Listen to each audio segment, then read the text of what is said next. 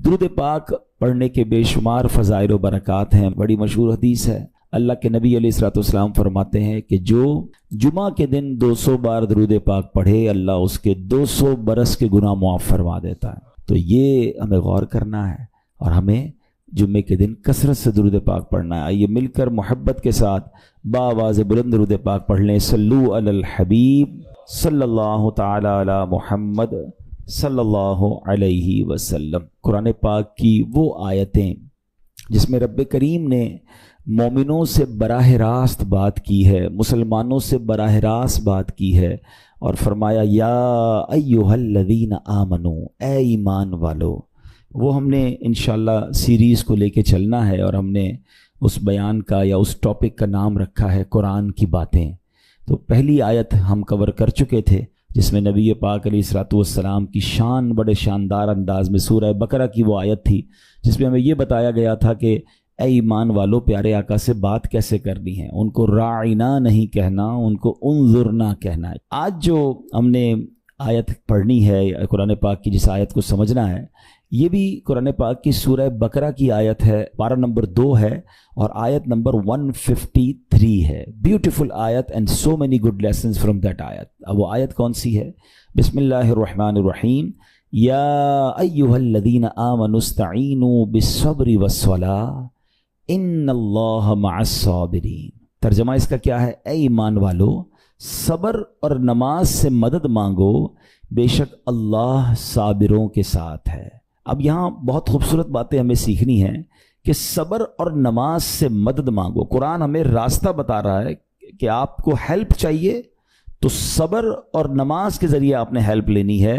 اب اس کا مطلب یہ ہوا کہ عبادات کی ادائیگی، گناہوں سے رکنے اور نفسانی خواہشات پورا نہ کرنے پر صبر کیا جائے، اور نماز چونکہ تمام عبادات کی اصل ہے، اہل ایمان کی معراج ہے، اللہ اور بندے کے درمیان ایک بیوٹیفل کانٹیکٹ ہے، تو اس لیے اس سے بھی مدد طلب کرنے کا حکم دیا گیا ہے۔ یہ بھی یاد رہے کہ بدن پر باطنی اعمال میں سب سے سخت صبر ہے اور ظاہری اعمال میں سب سے مشکل نماز ہے۔ یہ بڑی اہم بات ہے۔ کچھ اعمال وہ ہیں جن کا تعلق دل سے ہوتا ہے، انسائٹ ہوتا ہے۔ انسائٹ اعمال میں سب سے مشکل کام کیا ہے؟ صبر کرنا۔ اور ظاہری عبادتوں میں، جسمانی عبادتوں میں سب سے مشکل کام کیا ہے؟ نماز پڑھنا۔ تو یہ 2 اہم کام دیے گئے کہ صبر اور نماز سے مدد چاہو۔ اچھا، اب ہم دیکھتے ہیں کہ صبر اور نماز سے مدد ملتی کیسے ہے، اور سرکار دو عالم صلی اللہ تعالی علیہ وسلم کا اس میں کیا معمول تھا، اب ذرا سنیے گا۔ اب نبی پاک علیہ الصلوۃ والسلام کا یہی معمول تھا۔ حضرت حذیفہ رضی اللہ تعالیٰ عنہ فرماتے ہیں نبی کریم علیہ الصلوۃ والسلام کو جب کوئی سخت مہم پیش آتی تو آپ علیہ الصلوۃ والسلام نماز میں مشغول ہو جاتے۔ جب میں خود اس آیت کی کچھ دنوں پہلے تیاری کر رہا تھا تو بڑا ایک نیا کہتے ہیں نا نیا باب آنکھوں کے سامنے کھلا کہ یقیناً جب ہم پرابلم میں آتے ہیں ہم دعا بھی کرتے ہیں، ہم لوگوں سے بھی کہتے ہیں، مگر کیا ڈائریکٹلی ہم نماز کی طرف جاتے ہیں؟ حالانکہ قرآن نے ہمیں پرابلمز کا سولوشن کیا دیا ہے کہ صبر اور نماز سے مدد چاہو۔ اب آگے چلیں، حضرت عمر فاروق کا بھی یہی عمل تھا کہ کوئی مشکل درپیش آتی تو آپ رضی اللہ تعالیٰ کو اگر کبھی اسلامی فوجوں کے آنے میں تاخیر پتہ چلتی، یعنی آپ چونکہ جنگوں کے لیے فوجوں کو روانہ کرتے تھے، بہت شاندار اسٹریٹجک پلانر تھے، تو اب فوج گئی اور ایکسپیکٹیشن یہ تھی کہ فلاں ٹائم کو واپس آ جائے گی۔ اس زمانے میں ٹیلی فون تو تھا نہیں، انٹرنیٹ تو تھا نہیں کہ لوکیشن شیئر ہو جائے گی یا کال آ جائے گی کہ سر ہم یہاں رکے ہوئے ہیں۔ اب ٹائم ہو جاتا اور فوج واپس نہ آتی نا، تو آپ اب اس کو کیا کرتے کہ اب پتہ تو نہیں کیا ہوا ان کے ساتھ، خیریت سے آ جائیں، تو آپ نماز میں مشغول ہو جاتے، نماز کے لیے کھڑے ہو جاتے۔ اب کیا ہمارے ساتھ کبھی ایسا ہوتا ہے کہ ہمارا بچہ کہیں گیا ہے، اس کی خبر نہیں آ رہی، یا کوئی چیز ہماری آنی ہے ابھی تک پہنچی نہیں ہے، یا کوئی اچھی نیوز نہیں آ رہی ہے، تو ہم کیا اس کے لیے نماز کی طرف جاتے ہیں؟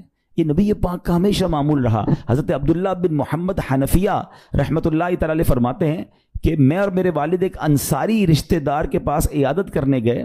جب نماز کا وقت ہوا تو انہوں نے اپنے اہل خانہ میں سے کسی کو پکارا کہ اے لڑکی، وضو کا پانی لے آؤ اور ہمارے لیے نماز میں راحت پہنچاؤ، نماز پڑھ کر میں راحت پاؤں، جلدی سے وضو کا پانی لے آؤ۔ تو کہتے ہیں ہم نے ان انصاری شخصیت کے الفاظ پر بڑا تعجب کیا کہ نماز سے راحت کیسے ملتی ہے؟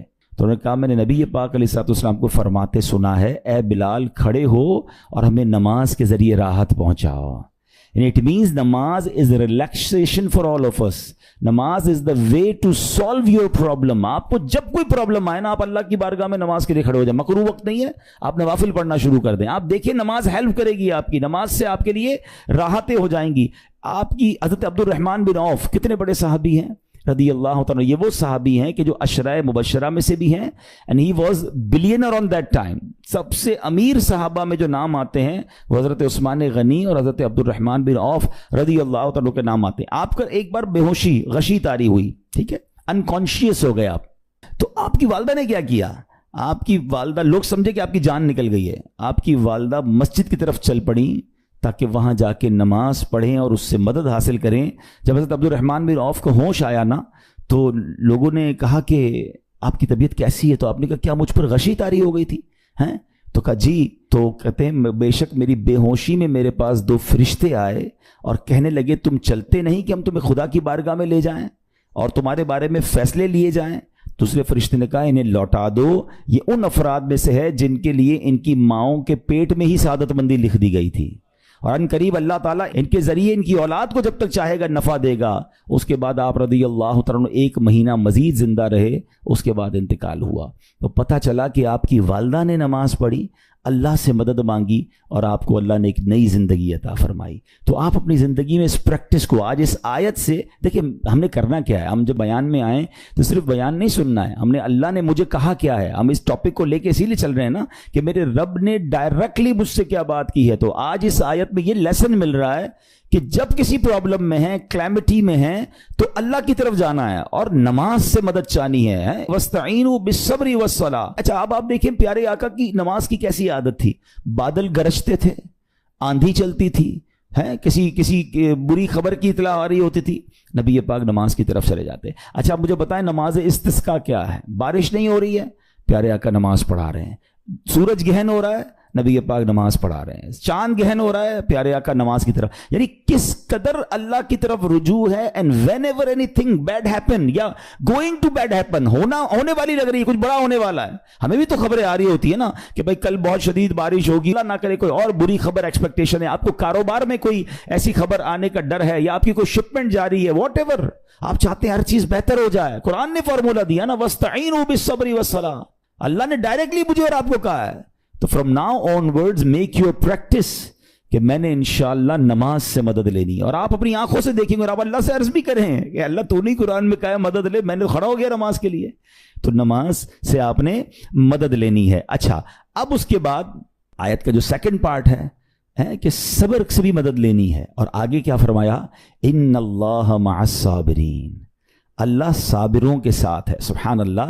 इसका मतलब यह हुआ कि अल्लाह ताला अपने इल्म कुदरत के साथ, वैसे तो हर किसी के साथ है, लेकिन यहां सब्र करने वालों का खास जिक्र इसलिए हुआ ताकि इन्हें मालूम हो जाए कि अल्लाह ताला इनकी मुश्किलात को दूर फरमा देगा. मगर करना क्या है? सब्र करना है. अच्छा, अब सब्र के बारे में 2 बातें बड़ी अहम हैं कि सब्र नॉर्मली हम जब भी सब्र के बारे में सुनते हैं तो सब्र हम कहते हैं यार तकलीफ आई है सब्र करो. यकीनन ये भी सब्र है, मगर सब्र की एक और किस्म भी है जो उससे भी सुपीरियर है, जो उससे भी अफजल है. और वो क्या है? गुनाह के लिए दिल चाहे, हराम के लिए दिल चाहे, नफसानी ख्वाहिशात बुरा काम करवाना चाह रही हैं और बंदा उस पर सब्र करे. ये सब्र जो है ना, ये शरीयत को और महमूद है और बड़ा अफजल है कि इंसान को जी चाहे कि फला गुनाह करना है मगर वो उस पर सब्र करे. और दूसरा सब्र वही है जो हम जानते हैं कि कोई मुसीबत आ जाए, कोई आफत आ जाए, कोई हमारा अल्लाह ना करे किसी से लड़ाई हो जाए, हमें कोई बुरा भला कहे, हम उसे माफ कर दें, सब्र करें. या जिस्मानी तकलीफ है, कारोबार में प्रॉब्लम है, हम अल्लाह की रजा पर राजी रहें. तो ये 2 किस्म के सब्र हैं. और जब कोई बंदा सब्र करता है ना, तो कुरान और हदीस और बुजुर्गान दीन के अकवाल से मैं अब आप उसको इसके 10 फायदे बताना चाहता हूं. मैं कहता जाऊंगा, आप अल्लाह के जिक्र की नीयत से सुभान अल्लाह भी कहते रहें, जन्नत में दरख्त भी लगाते रहें. ठीक है? अल्लाह ताला सब्र करने वालों के साथ है. सब्र करने वाले को उसके अमल से अच्छा अजर मिलेगा. सब्र करने वाले को बेहिसाब अजर मिलेगा. सब्र करने वालों की जजा देखकर कयामत के लोग हसरत करेंगे. सब्र करने वाले रब्बे करीम की तरफ से दुरूद और हिदायत और रहमत पाते हैं. सब्र करने वाले अल्लाह को महबूब हैं. सब्र आधा ईमान है. सब्र जन्नत के खजानों में से एक खजाना है. सब्र करने वाले की खताएं मिटा दी जाती हैं اور صبر ہر بھلائی کی کنجی ہے۔ اب آتے ہیں ان دونوں صبر کو تھوڑا سا ڈیفائن کرتے ہیں۔ ایک نفسانی خواہشات، گناہ کا جی چاہتا ہے، کیونکہ نفس ہے نا وہ تو ہر وقت موج مستی چاہتا ہے، وہ تو ہر وقت چاہتا ہے جناب بس یہ بھی کام کر لوں وہ بھی کر لوں۔ اب مجھے یہ دیکھنا ہے کہ میرا یہ کام اللہ کو راضی کرے گا یا رب کو ناراض کر دے گا۔ لیکن جو نفسانی خواہشات پر صبر کرتا ہے نا، گناہ سے اپنے آپ کو بچاتا ہے، قرآن کیا کہتا ہے؟ وَأَمَّا مَنْ خَافَ مَقَامَ رَبِّهِ وَنَهَى النَّفْسَ عَنِ الْهَوَىٰ فَإِنَّ الْجَنَّةَ هِيَ الْمَأْوَىٰ۔ اور رہا وہ جو اپنے رب کے حضور کھڑے ہونے سے ڈرا اور نفس کو خواہش سے روکا تو بے شک جنت ہی اس کا ٹھکانہ ہے۔ دل چاہ رہا ہے، شیطان کہہ رہا ہے کر لے، کوئی دیکھنے والا نہیں ہے، علاقہ بھی چینج کر لیا، شہر بھی تبدیل ہو گیا، nobody here to watch you، مگر اللہ دیکھ رہا ہے۔ اچھا نارملی اگر غور کریں ہم گناہ کرتے کیوں ہیں؟ جتنے بھی گناہ ہیں، what ever the list of گناہ اٹھائیے، کوئی شراب پیتا ہے، کوئی بدکاری کرتا ہے، معاذ اللہ کوئی جوا کھیلتا ہے، کوئی جناب بے حیائی کرتا ہے، گندی چیزیں دیکھتا ہے یا جھوٹ بولتا ہے، واٹ ایور، ان تمام گناہوں میں تھوڑی سی لذت ہے، ٹیسٹ، ٹھیک ہے؟ غیبت میں بھی ٹیسٹ ہے، بلکہ کتابوں میں آیا کہ غیبت میں شراب سے بھی زیادہ مزہ ہے، جبھی تو بندہ چھوڑتا نہیں ہے۔ اچھا لیکن یہ تمام ٹیسٹ میں ایک بڑی اہم بات اب میں کہنے جا رہا ہوں، یہ بزرگ نے بڑی کمال کی ایک ون لائنر ہمیں دے دیا ہے۔ وہ کہتے ہیں کبھی بھی لذت کے لیے گناہ مت کرنا، کیونکہ لذت ختم ہو جائے گی، گناہ کا جواب اور پنشمنٹ باقی رہ جائے گی۔ اب آپ اس فارمولے کو سامنے رکھیں کہ جب بھی ہم گناہ کرتے ہیں فیو منٹس یا فیو آورز کی ایک انجوائمنٹ ہے، آفٹر دیٹ انجوائمنٹ ختم، مگر اس کا جواب باقی ہے، عذاب باقی ہے، اللہ نہ کرے اللہ ناراض ہوا تو پنشمنٹ باقی ہے۔ تو کیا فرمایا؟ انجوائمنٹ کے لیے گناہ مت کرنا، انجوائمنٹ ختم ہو جائے گی، عذاب باقی رہ جائے گا۔ اور اگلا سینٹنس کتنا خوبصورت ہے، فرماتے کبھی بھی تکلیف کی وجہ سے نیکی مت چھوڑنا، تکلیف ختم ہو جائے گی، اجر باقی رہ جائے گا۔ اب مثال دیتا ہوں، اس کی 2-3 ایگزامپل سمجھیے۔ گناہ کی ایگزامپل تو آپ سمجھ گئے کہ کوئی بھی تھوڑی دیر کا گناہ کرتا ہے، لذت پاتا ہے، وہ گناہ ختم، عذاب باقی۔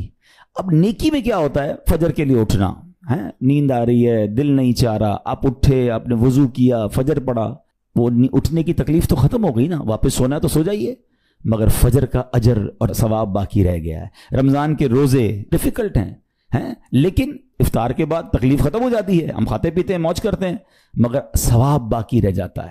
کبھی کبھی آپ کو کوئی مسجد کے میں بلاتا ہے، یار چلو بھائی بیان ہو رہا ہے، اجتماع ہو رہا ہے، کوئی نیکی کی بات ہو رہی ہے، نہیں یار دل نہیں چاہ رہا، آپ آ گئے، آدھے 1 گھنٹہ بیٹھے پھر چلے گئے، وہ آپ کا جو ٹینشن تھا یا پریشر تھا وہ ختم ہو گیا، مگر ثواب باقی رہ گیا۔ تو اب اس فارمولے کو یاد رکھیے گا، جب بھی گناہ آپ کی طرف آئے نا، آپ سوچیں کتنی دیر کا فائدہ ہے؟ 1 گھنٹہ دوستوں کے ساتھ بیٹھوں گا، بری باتیں کروں گا 2 گھنٹے، فلم دیکھوں گا 2 ڈھائی 3 گھنٹے، بس اس کے بعد جواب تو باقی ہے نا، قیامت تک اللہ کو جواب دینا پڑے گا۔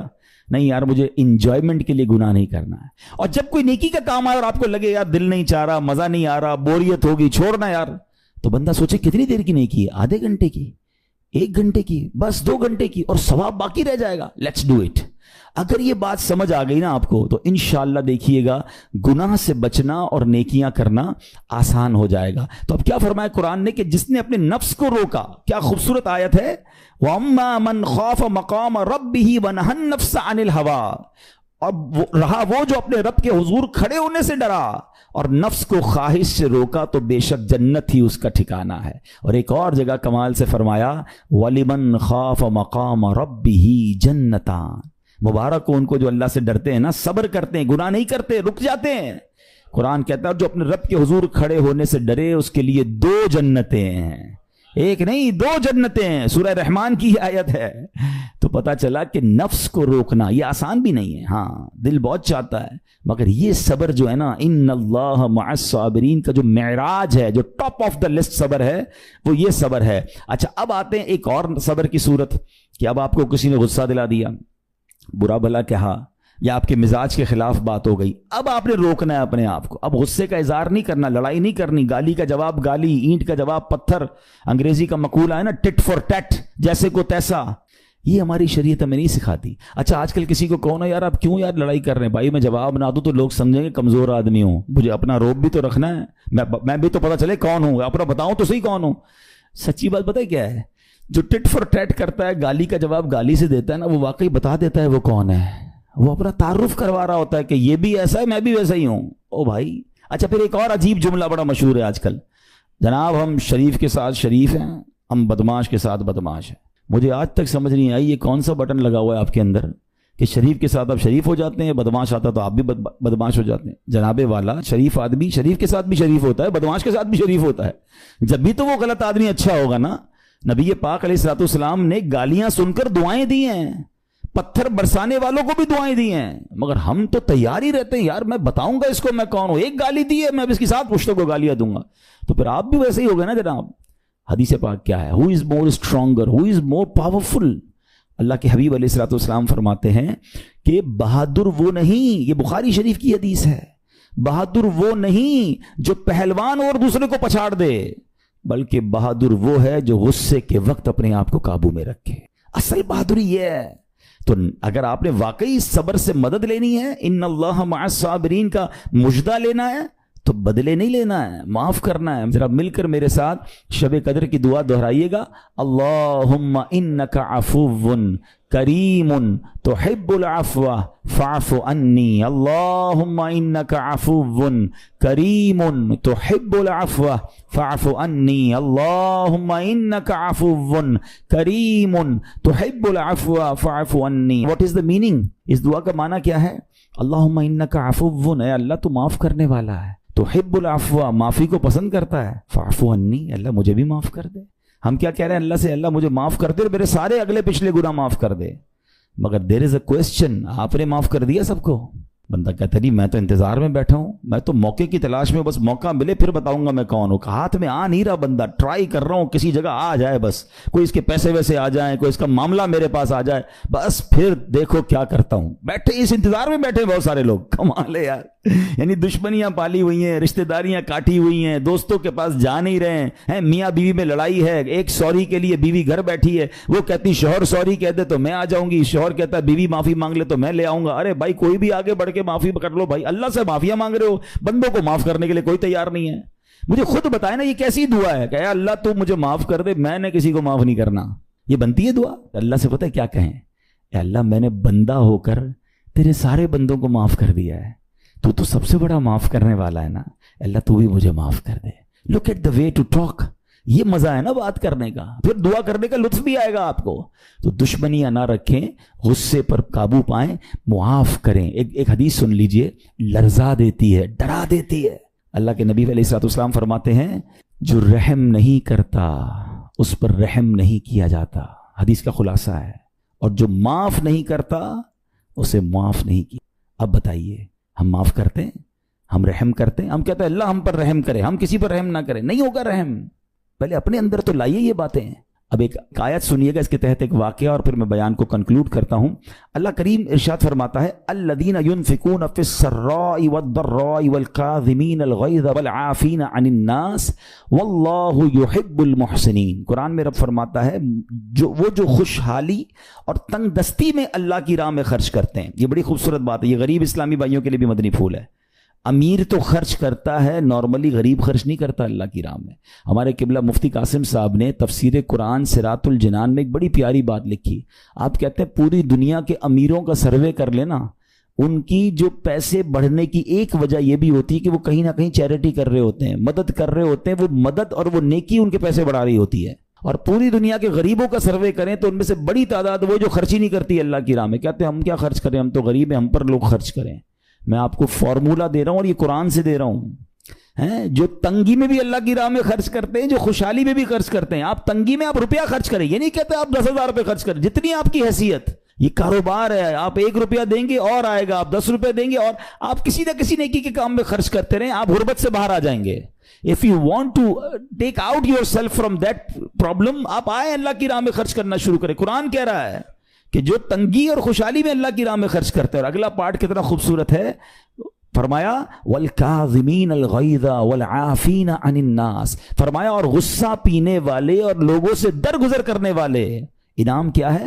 واللہ یحب المحسنین, اور اللہ نیک لوگوں سے محبت فرماتا ہے. اور پھر ہاں زندگی میں کلیمٹیز, پرابلم, بیماریاں, مشکلیں, قرآن خود کہتا ہے کہ من قریب تمہیں آزمائیں گے. کبھی بیماری آئے گی, کبھی بھوک آئے گی, کبھی مال کم ہو جائیں گے, کبھی ڈسٹربنس آئے گی, خوف آ جائے گا.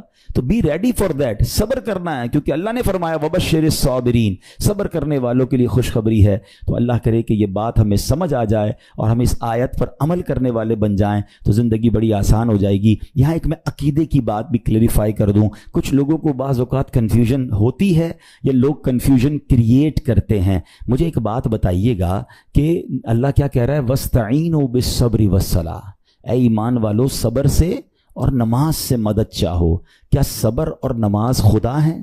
बताइए, नहीं है ना, अल्लाह तो नहीं है। हम सब्र और नमाज की इबादत तो नहीं करते। तो जब कुरान कह रहा है कि सब्र और नमाज से मदद मांगो, तो गैरुल्लाह से मदद मांगने का दर्स तो हमें कुरान दे रहा है। तो इसका मतलब ये हुआ कि अल्लाह के सिवा किसी चीज़ से या किसी शख्सियत से मदद लेने का मकसद ये नहीं होता कि हम उसकी इबादत कर रहे हैं। अगर आज के दौर में कोई अल्लाह के नबी से कहता है कि या रसूल अल्लाह उन्जुर हालना, या भर दो जोली मेरी या रसूल अल्लाह, तो यहाँ कोई शिर्क की बात नहीं है। क्योंकि यहाँ ये नीयत नहीं है कि हम उनको खुदा मान रहे हैं, या ये भी नीयत नहीं है। एक बात, एक अकीदा क्लियर कर देता हूँ, पूरी दुनिया में आशिकान रसूल का यही अकीदा है कि कोई नबी, कोई सहाबी, कोई वली अपनी तरफ से किसी को कुछ नहीं दे सकता। वो सब रब के मोहताज हैं। अल्लाह किसी का मोहताज नहीं है। जो अल्लाह का है वो उसका अपना है। हाँ, अल्लाह ने अपने मखसूस बंदों को कुछ अताएं की हुई हैं, कुछ पावर्स दिए हुए हैं। वो अल्लाह की अता से अगर किसी को तकसीम करते हैं तो इसमें कोई प्रॉब्लम नहीं है। कुरान कह रहा है, ए ईमान वालों सब्र और नमाज से मदद चाहो। यहाँ एक और बात समझनी है, दुनियावी तौर पर भी क्या होता है कि आप किसी, कोई बॉस होता है अपने किसी मैनेजर को पावर ऑफ अटॉर्नी दे देता है कि ये तुम्हारे पास इस प्रॉपर्टी का पावर है, तुम्हारे पास फलां चीज का पावर है। वो उस पावर के बिहाफ पर वो काम कर देता है, मगर कोई ये नहीं कहता कि he is the owner, actually he have attorney, he have power of attorney. बिल्कुल हमारा भी अकीदा ये है कि अल्लाह ने अपने कुछ मखसूस बंदों को, अपने प्यारों को कुछ इख्तियारात अता फरमाए हैं, और जब वो उन इख्तियारात पर अमल करते हैं तो एक्चुअली वो अल्लाह ही की अता है। हाँ, दुनिया में अगर कोई ये समझता है कि कोई शख्सियत या कोई बुजुर्ग या कोई अल्लाह वाले अपनी तरफ से देते हैं, रब का इसमें कोई दखल नहीं, तो ये शिर्क है, ये बात दुरुस्त नहीं है। हमारा सबका अकीदा यह है कि जो कुछ दुनिया में अगर किसी वली, नबी, सहाबी के पास है वो रब का दिया हुआ है, रब की अता है, रब उनको देता है, रब को कोई नहीं देता। रब के पास जो कुछ है वो उसका अपना है। तो ये कॉन्सेप्ट भी क्लियर होता है कुरान पाक की इस आयत से। अल्लाह करीम से दुआ करते हैं, रब करीम हम सब की हाजिरी को अपनी बारगाह में कबूल फरमाए।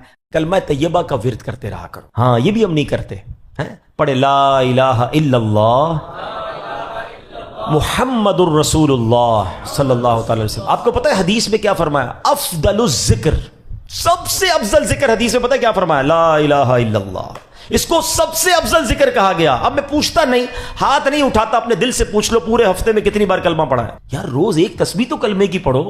मैं एक बुजुर्ग का जुमला, अल्लाह पाक चले नाम बताता हूँ, जन्नत नसीब करे, बड़े प्यारे हमारे अहले सुन्नत के आलिम दीन थे, हमजा अली कादरी साहब हैं रहमतुल्लाह ताला अलैह। उनका एक जुमला मुझे याद रह गया। वो बड़ा प्यारा जुमला कहा करते थे, जबान को कलमे का आदी बनाओ, जिस दिन जबान भारी हो जाएगी उस दिन भी तुम्हारी जबान से कलमा जारी हो जाएगा।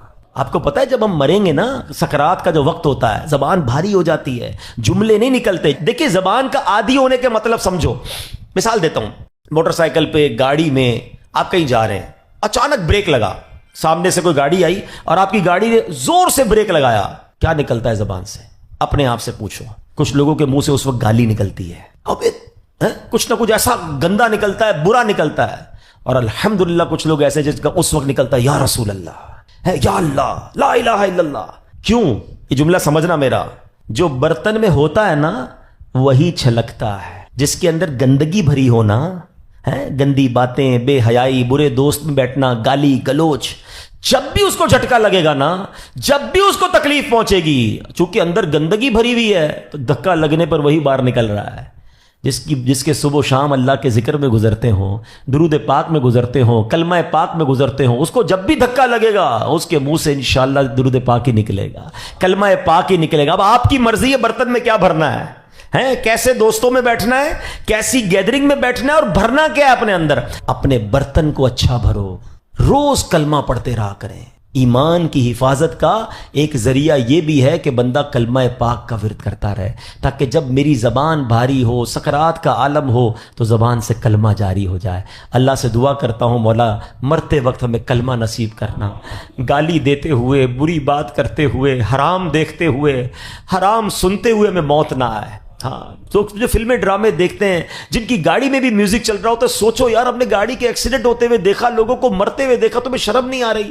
خدا نہ خواستہ اس حال میں چلے گئے تو کیا ہوگا؟ گانے سنتے سنتے دنیا سے جاؤ گے۔ لوگوں کو شرم نہیں آتی جہاز کے اندر فلمیں دیکھ رہے ہیں؟